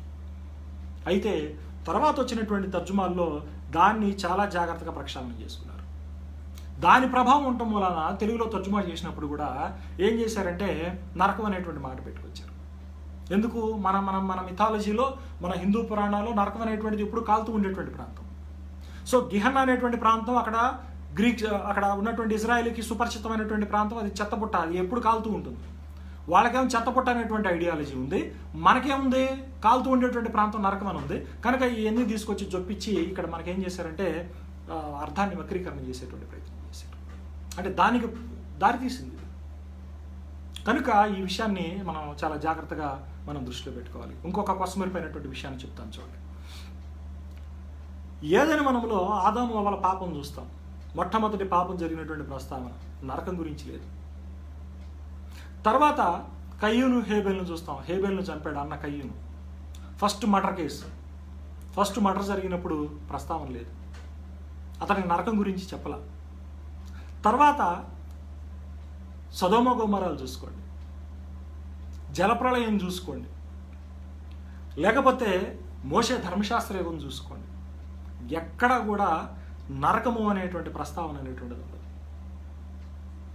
కేవలం ఎందుకు క్రొత్త నిబంధనలోనే నరకం అనేటువంటి మాటను తీసుకొచ్చి వీళ్ళు చూపించారు అంటే అవగాహన రాహిత్యం. మరి ఏం వాడబడింది అక్కడ క్రొత్త నిబంధనలో అంటే గ్రీకులో చాలా స్పష్టంగా గిహన్నా అని వాడారు. గిహన్నా అంటే హన్నోము అంటే హిన్నోము అనేటువంటి వ్యక్తి యొక్క లోయ, హిన్నోము కుమారుల యొక్క లోయ అని దాని అర్థం. బెన్ హిన్నోమ్ అని కూడా అంటారు. కనుక ఈ యొక్క అవగాహన అనేటువంటిది మనకు కావాలి. ఈ అవగాహన లేకుండా చాలామంది ఏం చేస్తున్నారంటే ఆ గిహన్నా అనేటువంటి ప్రాంతంలో చూపించబడి అవగాహన రాహిత్యంగా ఉన్నటువంటి నరకం అనేటువంటి మాటను తీసుకొని నరకం నరకం నరకం అని హిందూ పురాణాల్లోనూ హిందూ విధానాల్లోనూ ఉన్నటువంటి ఆ శిక్షల్ని క్రైస్తవుల సువార్త ప్రకటనలో వాడుకోవటం, చూపించడం అనేటువంటిది కొంత వివాదాస్పదమవుతున్నటువంటి విషయం. నేను ఇక్కడ ఈ విషయం చెప్తున్నప్పుడు పదే పదే మన యొక్క పరిస్థితుల్ని ప్రస్తావన చేశాను. మీకు ఒక చిన్న కొటేషన్ నేను చదివి వినిపిస్తాను, కొద్దిగా దీన్ని జాగ్రత్తగా గమనించండి. స్ట్రాబో అని ఒక హిస్టోరియన్ ఉన్నాడండి. అతడు గ్రీక్ జియోగ్రాఫర్ కూడా. స్ట్రాబో అని మీరు కనుక గూగుల్లో సెర్చ్ చేస్తే అతని గురించి మీకు కనపడుతుంది. స్ట్రాబో ఏమన్నాడంటే Plato and Brahmins of India invented fables concerning the future judgment of hell అని రాశాడు. ఈ స్ట్రాబో క్రీస్తు పూర్వం వ్యక్తి. క్రీస్తు శకం దాదాపు 20 వరకు కూడా అతను జీవించాడు. క్రీస్తు పూర్వం 60లో అతను పుట్టాడు. స్ట్రాబో అనేటువంటి జియోగ్రఫర్, అంతేకాకుండా హిస్టోరియన్. అతను రాసినటువంటి మాట చాలా జాగ్రత్త చూడండి. Plato and the Brahmins of India invented fables concerning the future judgment of hell. అర్థమవుతుందా నేను చెప్పినటువంటి మాట? దాన్ని తెలుగులో ట్రాన్స్లేట్ చేసి చెప్తాను చూడండి. గ్రీకు తత్వవేత్త అయినటువంటి ప్లాటో, అదేవిధంగా భారతదేశంలో ఉన్నటువంటి బ్రాహ్మణులు భవిష్యత్తులో తీర్పు జరుగుతుంది అనేటువంటి ఒక గాథల్ని, కట్టుకథల్ని సృష్టించారు, వాటికి శ్రీకారం చుట్టారు అని రాశాడు. అంతేకాకుండా ఇంకొక విషయం ఏంటంటే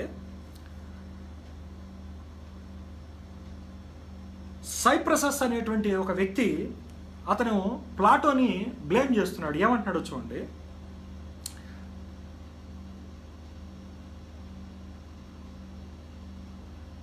సైరిసిపసస్ blames Plato for attempting to deter men from wrong by frightful stories of future punishments. అంటే ఈ బ్రాహ్మణులు అదేవిధంగా గ్రీకు తాత్వికులు అంటే గ్రీకు దేశస్థులు వీళ్ళు ఏం చేశారంటే ఉన్నటువంటి ప్రజల్ని నియంత్రించడానికి వాళ్ళు ఏం చేశారంటే ఈ నరకం గురించినటువంటి గాథల్ని ప్రజల్లోకి ప్రాచుర్యం తీసుకెళ్లారు. అంటే అరే నాయనా, నువ్వు ఈ పని చేసావా, నీకు ఎలాంటి శిక్ష ఉంటుంది, నువ్వు ఈ పని చేసావా, నువ్వు చనిపోయిన తర్వాత నీకు ఎలాంటి శిక్ష ఉంటుంది.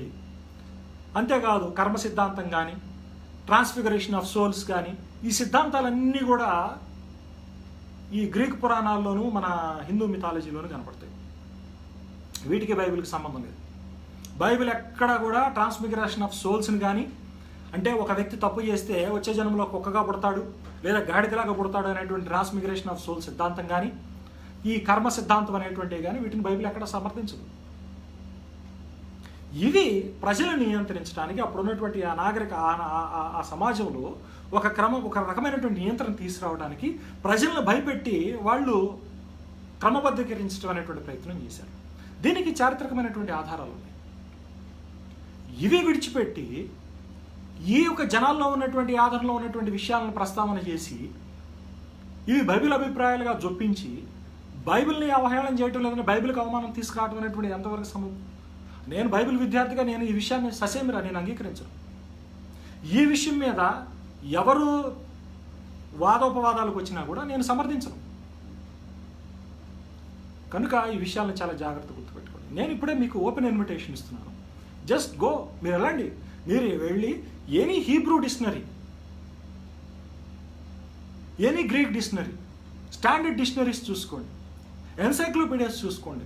దీని మీద ఎలాంటి వివరణ ఇస్తుంది, ఎలాంటి ఇన్ఫర్మేషన్ ఉంది, మన ఏ విధంగా మన యొక్క ఆలోచనలు మనం దీంట్లో చూపించి మనం ఎలాంటి ప్రమాదకరమైనటువంటి బోధన సమాజానికి అందిస్తున్నాము, లేదంటే ఎందుకు ఒకడు మన మీద దాడి చేస్తున్నాడు, ఇది దాడికి వితండవాదాలకు ఏ విధంగా తావిస్తున్నాయి అనేటువంటి విషయాలను పరిశీలించాలి. కనుక చాలా సుస్పష్టమైనటువంటి విషయం ఏంటంటే క్రొత్త నిబంధనలో నరకము అనేటువంటిది ఇట్స్ అన్ రాంగ్ ట్రాన్స్లేషన్, తప్పు తర్జుమా. నరకము అని ప్రస్తావన మనకి క్రొత్త నిబంధన మొత్తం మీద మనకు కనబడుతున్నటువంటిది 11 లేదా 12 సార్లు కనబడుతుంది తెలుగులో. ఈ 11 సార్లు కూడా కేవలం సువార్తలో యేసు ప్రభు వారే వాడారు, తక్కిన అపోస్తులు ఎవరు వాడలేదు. కేవలం యాకోబు 3:6లో మాత్రమే యాకోబు భక్తుడు అవుట్ ఆఫ్ ది గాస్పల్స్ వాడటం అనేటువంటి జరిగింది. సో అక్కడ ఉన్నటువంటి మూల పదం కనుక చూస్తే గిహన్నా అనేటువంటిది యెరూషలేముకి దక్షిణ భాగంలో ఉన్నటువంటి ఒక వ్యాలీ, లోయ ప్రాంతం. ఇది ఏ విధంగా ఆ ప్రాంతంలో ఉండేది అనేటువంటి పూర్వపరాలను కూడా నేను చెప్పాను. కనుక ఒకసారి పరిశీలించి చూడండి. పరిశీలించి చూస్తే ఇప్పుడు వస్తున్నటువంటి మోడర్న్ ట్రాన్స్లేషన్స్ చూసుకోండి. ప్రతి మోడర్న్ ట్రాన్స్లేషన్లో హెల్ అనేటువంటిది రీప్లేస్డ్ బై ద వర్డ్ గిహన్నా. గిహన్నా అనేటువంటి వర్డ్ని సబ్స్టిట్యూట్ చేసి ఒరిజినల్ పెట్టేశారు ఇప్పుడు. ఎందుకు? దాని ద్వారా అది బైబిల్ యొక్క ఉద్దేశం కాదు, దాని ద్వారా అపార్థాలు దారితీస్తున్నాయి కనుక అది చెప్పడం. కనుక ఈ కరుణాకర్ సినిమాలో ఏవైతే వాదనలు తీసుకొచ్చాడో ఇవన్నీ కూడా ఏంటంటే అక్కడ ఉన్నటువంటి బోధకులు లేదంటే ఎవరో చేస్తున్నటువంటి ప్రాక్టీసెస్ని అతడు దుయ్యబట్టి బైబిల్ని అవమానం చేసేటువంటి విధంగా తీయటం. కాబట్టి మేము ఇక్కడ ఆబ్జెక్ట్ చేసేది ఏంటంటే బైబిల్ తప్పుగా చిత్రీకరించడం అనేటువంటి విషయాన్ని మేము అంగీకరించాం, క్రీస్తును తప్పుగా చిత్రీకరించడం అనేటువంటి విషయాన్ని మేము అంగీకరించాం. మీకేమైనా సైద్ధాంతిక పరంగా లేదంటే అభిప్రాయాల పరంగా వాళ్ళ యొక్క ఆచార వ్యవహారాల పరంగా కనుక ప్రధాన ఆక్షేపణ ఉంటే వారు చూసుకోవటం అనేటువంటిది ఉత్తమమైనటువంటి విషయం. ఫలానా పాస్టర్ గారు మీరు దుర్గమ్మని అన్నారా, వెళ్ళండి మాట్లాడండి, మీకు ఆ విధంగా అనిపించిందా తీసుకోండి, అపాలజీ తీసుకోండి, లేదా అతని దగ్గర రీజన్ అడగండి, అతను నిరూపిస్తే మార్చుకోండి, మీ పద్ధతులు మార్చుకోండి. వాడు అట చేశాడు కాబట్టి మేము ఎట చేస్తాము, ఏం మాటలు ఇది? ఎంతవరకు సమంజసమైనటువంటి ధోరణి ఇది? కనుక నేను మొదట్లోనే చెప్పినట్టుగా ఇదంతా కూడా బైబిల్కి విరుద్ధంగా బైబిల్లో లేనటువంటి అభిప్రాయాల మీద చర్చించడం, ఈ అభిప్రాయాలను చర్చిస్తూ రాద్ధాంతం చేస్తూ క్రైస్తవుల యొక్క మనోభావాలు దెబ్బతీయటం బైబిల్ మీద ఒక రకమైనటువంటి తప్పుడు ప్రచారం ప్రజల్లోకి తీసుకెళ్ళడం. ఇప్పుడున్నటువంటి సాంకేతిక విప్లవం కనుక చూస్తే బయట ప్రపంచంలో ఉన్నటువంటి పరిస్థితులు చూడండి. మీడియా ఎన్ని మనకు ఛానళ్ళు కుప్పలు తెప్పలుగా వచ్చినాయి. అంతేకాదు ప్రతి వాడు కూడా యూట్యూబ్లో ఛానల్ పెట్టుకొని లైవ్లు ఇవ్వడానికి, ఛానల్ అంటే యూట్యూబ్ న్యూస్ ఛానల్స్ పెట్టడానికి మనం ఎన్నో విపరీతమైనటువంటివి చూస్తాం. ప్రతి వాడికి ఒక అంశం కావాలి, ఒక విషయాన్ని చర్చించాలి, ఒక విషయాన్ని వివాదాస్పదం చేయాలి వాడికి ఉన్నటువంటి వ్యూవర్షిప్స్ కోసం. దానికి ఈ మతోన్మాద సంస్థలు దీన్ని ఆసరాగా తీసుకోవటం, దీన్ని చర్చించటం, క్రైస్తవుల మనోభావాలు దెబ్బతీయటం.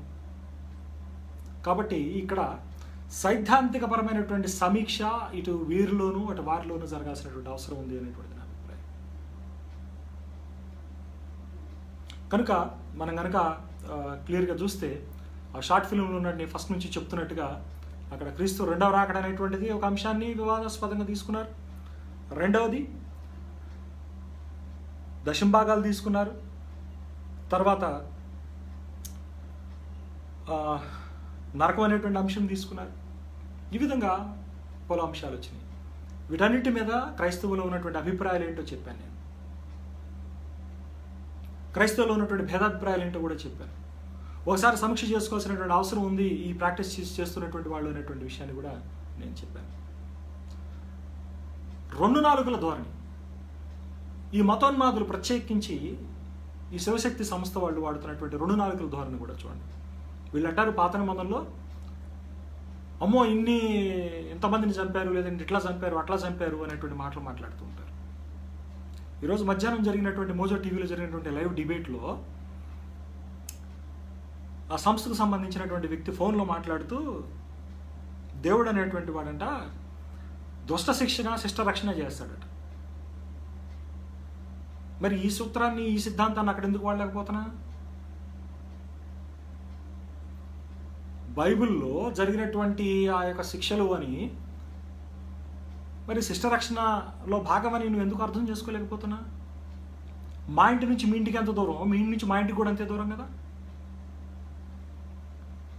కనుక ఈ 2 నాలుగుల ధోరణితో మతవిద్వేషాలను రెచ్చగొడుతూ వాళ్ళ పబ్బాలు కలుపుకుంటూ బైబిల్ని అవమానం చేయటం అనేటువంటి పనిని వాళ్ళు ఇప్పటికైనా మానుకోవాలి అనేటువంటిది నా యొక్క సూచన. అంతేకాకుండా క్రైస్తవుల్లో చాలామందికి రాకడనేటువంటి విషయాల మీద అనేకమైనటువంటి అపార్థాలు అపోహలు ఉన్నాయి. వాటిని కూడా పునఃపరిశీలించుకోవాల్సినటువంటి అవసరం ఉంది. మీకు నేను ఒక చిన్న కొటేషన్ చదివి నేను నా యొక్క లైవ్ని ముగిస్తాను. ఇది Kingdom Interlinear Translation of the Greek Scriptures 1148 పేజీలు అపెండిక్స్ నుంచి ఒక చక్కని విషయాన్ని నేను మీకు చదివి వినిపిస్తాను. ది వర్డ్ పరోషియా అంటే presence is different from the Greek word eleusis. Eleusis అంటే కమింగ్ అని. ఇక్కడ విషయం ఏంటంటే క్రీస్తు రెండవ రాకడ అనేటువంటి విషయం మాట్లాడుకోవాల్సి వచ్చినప్పుడు రాకడ అనేటువంటి పదప్రయోగమే రాంగ్. గ్రీకులో వాడబడ్డటువంటి మాట ఏంటి అంటే ప్రజెన్స్ అని ఉండాలి. అంటే గ్రీకులో పరోషియా అని వాడాడు. పరోషియా అంటే దాన్ని కనుక లిటరల్గా ట్రాన్స్లేట్ చేస్తే అక్కడ ఉండాల్సింది ఏంటంటే ప్రజెన్స్ ఆర్ అరైవల్ అని ఉండాలి. Most scholars suggest presence. అయితే మనకేం చేశారంటే కొన్ని తర్జుమాల్లో కమింగ్ అనేటువంటి మాటను పెట్టుకొచ్చారు. కమింగ్ అనేటువంటి మాట అనేటువంటిది ఒక రకమైనటువంటి అభిప్రాయానికి దారితీసింది. బట్ ప్రజెన్స్ అంటే ప్రత్యక్షత అని కనుక వాడితే అక్కడ ఇట్ హ్యాస్ అ డిఫరెంట్ కానోషన్స్ ఉంటాయి. సో ఈ తర్జుమాల లోపం ద్వారా కూడా కొంత అవగాహన రాహిత్యం రెండో రాకడ మీద ఉంది అనేటువంటి దాన్ని మనం గమనించాలి. క్రొత్త నిబంధనలో ఈ పరోషియా అనేటువంటి మాట, పరోషియా అని ఏదైతే అంటున్నారో ఈ మాట మనకి క్రొత్త నిబంధన మొత్తం మీద కేవలం 24 సార్లు కనబడుతుంది. ఈ 24 సార్లులో ఎక్కడ కూడా ఈ ప్రజెన్స్ లేదా ఈ పరోషియా అనేటువంటి మాట క్రీస్తు వారి యొక్క భౌతిక సంబంధమైనటువంటి రాకడకు ఉద్దేశించి సూచించబడాలి. అదే విషయాన్ని ఈ the Kingdom Interlinear Translation of the Greek Scriptures అనేటువంటి ఇంటర్లీనియర్లో అపెండిక్స్లో 1148 పేజీలో ఈ విధమైనటువంటి వివరణ. ఒకసారి నేను చదివి వినిపిస్తాను చూడండి. ద వర్డ్ పరోషియా అంటే presence is different from the Greek word eleusis. Eleusis అంటే కమింగ్ అని, which occurs once in the Greek text. అంటే ఈ ఎలుసిస్ అనగా రాకడ అనేటువంటి మాట ఆ అపోస్తల కార్యం 7వ అధ్యాయం 52లో మనకి కనబడుతుంది. ఆ ఎలుసిస్ అనేటువంటి పదం కూడా ఒక్కసారి వాడబడింది. The word parousia and eleusis are not used interchangeably. ఈ ఎలుసిస్ అనే మాట, ఈ పరోసియా అనేటువంటి మాట ఇంటర్చేంజబుల్గా వాడబడలా. అంటే ఒక అభిప్రాయాన్ని పంచుకోవడానికి వాడబడలా. ఇవి రెండిటికి ఒక ప్రత్యేకమైనటువంటి వైరుధ్యం ఉంది అనేటువంటి విషయాన్ని చాలా స్పష్టంగా వాడుతుంది. వాడితే ఏమంటే the theological dictionary of the New Testament volume 5 page 865లో ఈ విధంగా ఉంది అని రాస్తున్నాడు. ఏంటంటే the term pareimi and parousia are never used for the coming of Christ in the flesh. చూడండి, చాలా జాగ్రత్తగా గమనించండి. The term pareimi and parousia are never used for the coming of Christ in the flesh. అంటే యేసు ప్రభు వారు సశరీరుడుగా వచ్చినప్పుడు ఈ పరోసియా అనేటువంటి పదం కానీ, ఈ పెరిమాయ్ అనేటువంటి పదం కానీ ఎక్కడ కూడా ఆయన యొక్క శరీర రాకడను ఉద్దేశించి, ఆయన శరీరంగా ఉన్నటువంటి దాన్ని ఎక్కడ కూడా ప్రస్తావించలేదు అనేటువంటి మాట మాట్లాడుతున్నాడు. కనుక మనం ఈ రాకడ అనేటువంటి విషయం మీద కొంత అవగాహన సరిచేసుకోవాల్సినటువంటి అవసరం అనేటువంటిది ఉంది. నేను మరెప్పుడైనా వీడియోలో అసలు క్రీస్తు రాకడ అనేటువంటిది ఏ విధంగా మొదటి శతాబ్దానికి సంబంధించింది అనేటువంటి విషయం మీద నేను పూర్తిగా వీడియో చేసేటువంటి ప్రయత్నం చేస్తాను.